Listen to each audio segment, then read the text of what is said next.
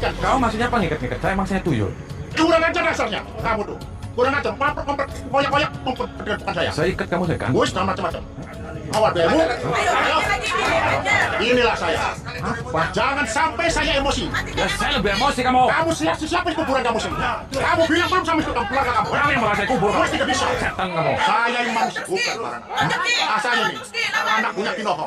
Jangan macam-macam ya. Kamu perempuan-perempuan itu super. Ini perempuan ini calon.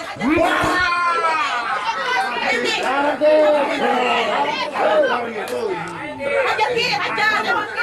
Jangan sampai hidup Ki, jangan Ki, matikan si Abang Ki. Udah hajar jangan Ki.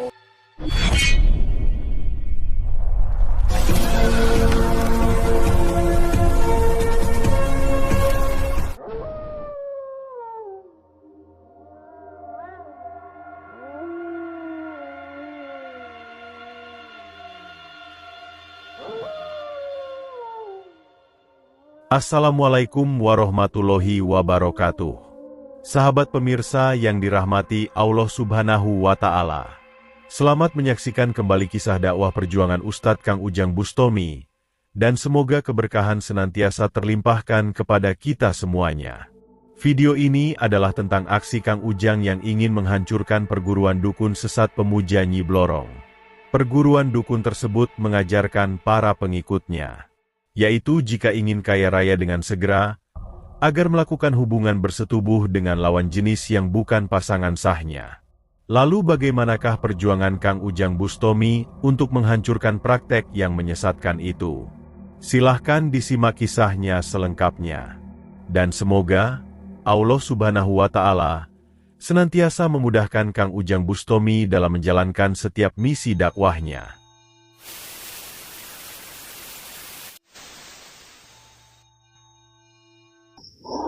Allahumma salli ala Muhammad ya Rabbi salli alaihi wa sallim. Allahumma salli ala Muhammad ya Rabbi salli alaihi wa sallim. Rabbi fanfa'na ببركتهم واهدنا الحسنى بحرمتهم ربي فانفعنا ببركتهم واهدنا الحسنى بحرمتهم.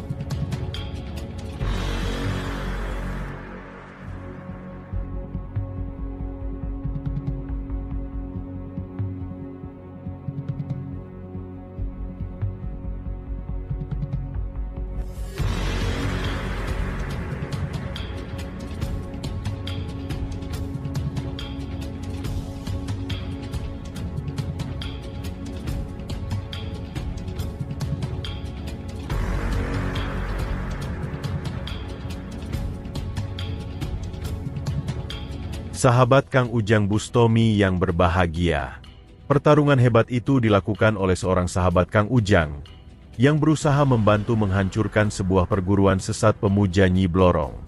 Perguruan tersebut telah mengajarkan para pengikutnya, yaitu bagi mereka yang ingin bisa mendapatkan harta melimpah dengan segera, agar melakukan hubungan bersetubuh dengan orang yang bukan pasangan sahnya.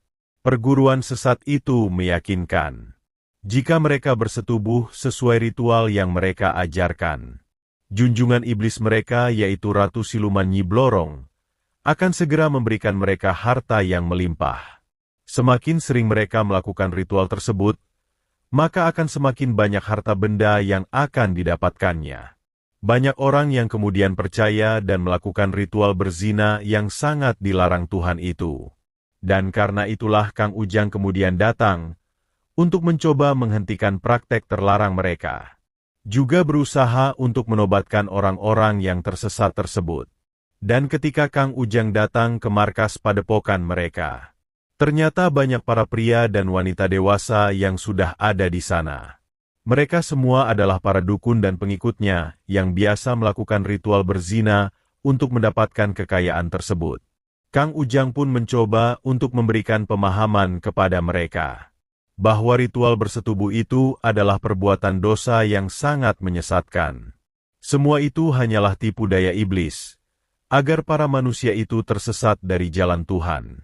Tidak mungkin orang akan bisa kaya dan berlimpah harta hanya dengan melakukan bersetubuh dengan lawan jenisnya. Apalagi, bersetubuh itu harus dilakukan dengan orang yang bukan pasangan sahnya. Itu hanyalah modus dari para dukun, yang hanya agar bisa melakukan berzina dengan banyak perempuan. Seharusnya mereka tidak percaya dengan hal yang tidak masuk akal itu, apalagi perbuatan tersebut jelas dilarang oleh Tuhan. Kang Ujang pun meminta para pengikut ritual Nyi Blorong itu agar sadar, dan tidak melakukan perbuatan terlarangnya itu lagi. Akan tetapi, sang dukun dan para pengikutnya menjadi sangat marah dengan perkataan Kang Ujang Bustomi itu. Mereka kemudian berusaha menghajar dan mengusir Kang Ujang Bustomi. Bahkan, mereka menangkap Kang Ujang, dan menghajarnya beramai-ramai. Maka terjadilah pertarungan yang sangat hebat Kang Ujang dengan para dukun pemuja Nyi Blorong itu. Kang Ujang berusaha menghajar mereka dengan kekuatan ilmu hikmahnya. Akan tetapi, para dukun itu ternyata memiliki kanuragan yang cukup hebat. Walau berkali-kali Kang Ujang bisa menumbangkannya, mereka masih tetap bisa berdiri dan memberikan perlawanan. Kang Ujang merasa cukup kewalahan. Tenaganya yang sendirian sepertinya cukup terkuras untuk menghadapi sang dukun yang cukup banyak itu. Sebab itulah Kang Ujang kemudian mundur untuk mengumpulkan kekuatan dan merencanakan strategi. Dan keesokan malamnya, Kang Ujang kembali ke markas sang para dukun untuk kembali menjalankan misinya. Dan kali ini, Kang Ujang mengajak seorang sahabatnya untuk menemani perjuangannya. Namun sebelum sampai di padepokan markas dukun tersebut, Kang Ujang bertemu dengan seorang dukun bersama dua orang wanita. Dan ternyata, mereka juga akan melakukan ritual bersetubuh untuk mendapatkan kekayaan tersebut. Mengetahui hal yang demikian, Kang Ujang pun kembali berkata kepadanya, yaitu agar mereka menghentikan perbuatan ritual berzinanya itu. Dan juga, agar bertobat atas semua dosa yang telah dilakukannya. Akan tetapi, sang dukun dan dua perempuan itu tetap keras kepala. Sedikitpun mereka tidak hendak berhenti dari ritual sesatnya. Mereka merasa bahagia dengan ritualnya itu, dan meminta Kang Ujang tidak ikut campur akan urusannya. Dan mendengar perkataan mereka yang demikian itulah, Kang Ujang menjadi tidak sabar lagi. Kang Ujang menghajar sang dukun tersebut, juga berusaha menyadarkan dua wanita yang terkena pengaruh iblis itu. Dan karena sangat marah dengan sang dukun, Kang Ujang pun ingin membakar sang dukun dengan api oncor yang ada di genggamannya. Namun sebelum hal tersebut terjadi, tiba-tiba datang seorang perempuan berjilbab dengan beberapa teman dukunnya. Perempuan tersebut ternyata dukun sekaligus mucikari dari perguruan dukun pengikut Nyi Blorong. Dan sang perempuan itu juga yang biasa merekrut banyak wanita agar ikut melakukan ritual sesat bersama para dukun di perguruannya. Dan melihat hal yang demikian, Kang Ujang pun tidak ingin banyak bicara lagi. Kang Ujang berusaha untuk menghancurkan sang perempuan, juga para dukun pengikut Nyi Blorong yang lainnya. Tidak hanya itu saja. Kang Ujang juga berhasil menyadarkan seorang perempuan pengikut ritual tersebut. Dan setelah berhasil menyadarkan sang perempuan, Kang Ujang mencoba untuk mengajaknya kembali ke markas dukun Nyi Blorong. Kang Ujang berharap sang perempuan bisa mengajak para teman perempuannya yang lain agar bisa sadar seperti dirinya. Akan tetapi, hal yang tak diharapkan itu kemudian terjadi. Para dukun dan perempuan pengikut Nyi Blorong itu malah semakin marah. Apalagi mengetahui perempuan temannya berhasil disadarkan Kang Ujang Bustomi. Karena itulah mereka kemudian berusaha menangkap sang perempuan yang telah sadar itu. Dan tidak hanya itu saja. Ketika Kang Ujang sibuk berduel dengan para dukun, para perempuan tersesat itu kemudian mengikat sang perempuan dengan jahatnya. Dan mengetahui kekejaman para pengikut dukun siluman Blorong yang demikian itulah Kang Ujang pun menjadi sangat marah. Kang Ujang kemudian berusaha membebaskan sang perempuan yang diikat dan disiksa itu. Lepasin dia. Mati dia kalau saya lepas dulu mati. Kasihan dia. Kalau mau deket saya aja. Musnahkan saya ini. Saya mati ini. Kalau saya lepasin dia mati. Kamu yang mati. Kamu yang bakal duluan yang mati. Kamu yang mati. Maunya apa? Hah? Udah aja kamu. Saya maunya lepas dia. Terus kita selesaikan salah. Oke. Jangan takut. Dia cukup ilmu kamu. Parah kamu.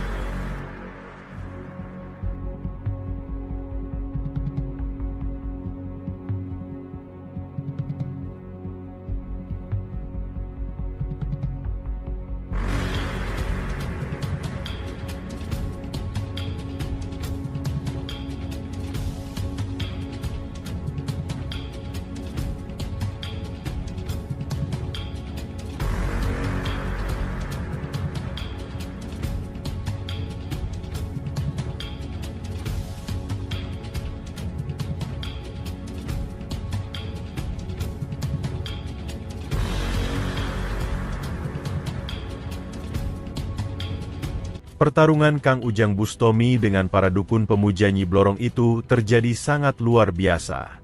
Kang Ujang yang sendirian dengan kekuatan ilmu hikmahnya, ternyata mampu menghancurkan para dukun yang cukup banyak itu. Para dukun itu berhasil ditumbangkan, dan tak mampu lagi untuk memberikan perlawanan. Namun Kang Ujang kemudian teringat dengan sang perempuan yang sudah sadar yang ditawan oleh para dukun itu. Kang Ujang harus bisa untuk membebaskannya. Sebab itulah Kang Ujang menyusun rencana. Kang Ujang kemudian berkata kepada pemimpin para dukun, yaitu agar membebaskan sang perempuan dan Kang Ujang siap untuk menjadi jaminan. Karena itulah ketika para dukun itu kemudian mengikat tubuhnya, Kang Ujang pasrah untuk kemudian bersiap dengan rencananya. Kang Ujang yakin, dengan atas perlindungan Tuhan, Kang Ujang bisa mengatasi semuanya. Terlihat sang perempuan memohon kepada para dukun agar melepaskan Kang Ujang Bustomi. Dan di saat yang demikian, sahabat Kang Ujang pun menjalankan rencananya. Dia kemudian menyerang dan berduel dengan sang para dukun, agar Kang Ujang bisa menjalankan rencananya. Kang Ujang pun berhasil melepaskan tali yang mengikat tangannya itu.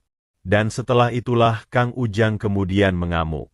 Dengan seluruh kekuatannya, Kang Ujang berusaha menghancurkan para dukun pemuja Nyi Blorong yang tersesat itu.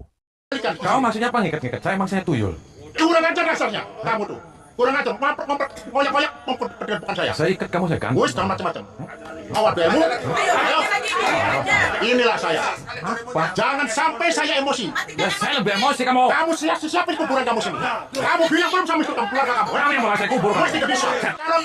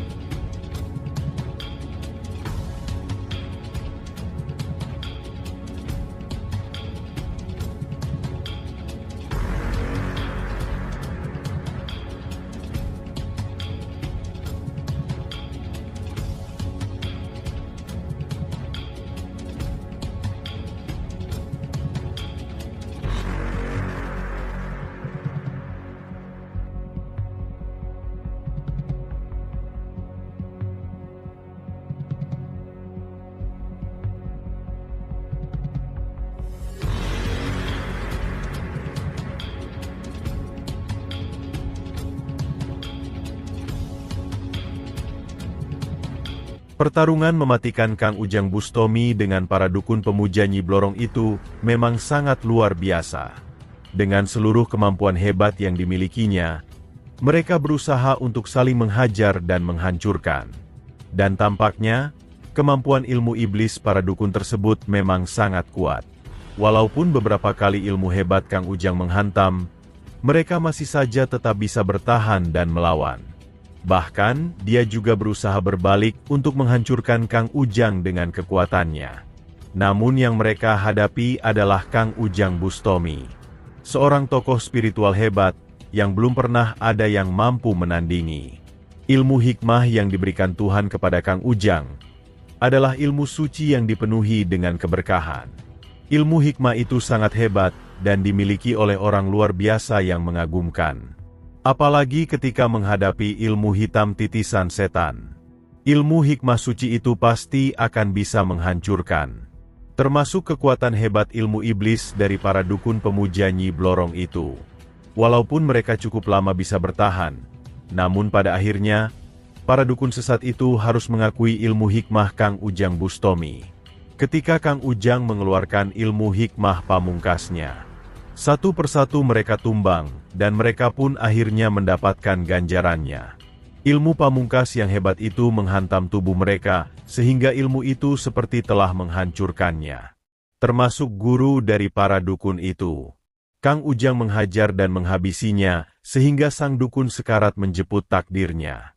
Maka habislah riwayat dari sang para dukun pemuja Ratu Siluman Nyi Blorong itu. Dan agar mereka tidak lagi bisa menjalankan kesesatannya, Kang Ujang membakar iblis dalam tubuh mereka dengan ayat-ayat Al-Quran yang mulia. Juga mencabut seluruh ilmu hitam yang dimilikinya. Dengan harapan mereka bertobat, dan kembali ke jalan Tuhan yang Maha Esa. Terima kasih telah menyimak kisah dakwah inspiratif yang penuh nilai dan kemuliaan ini. Ambil sisi positifnya dan tinggalkanlah sisi negatifnya. Tentunya kami juga berharap kisah dakwah yang kami sajikan ini bisa memberikan manfaat, juga bisa menjadi petunjuk bagi para pemirsa.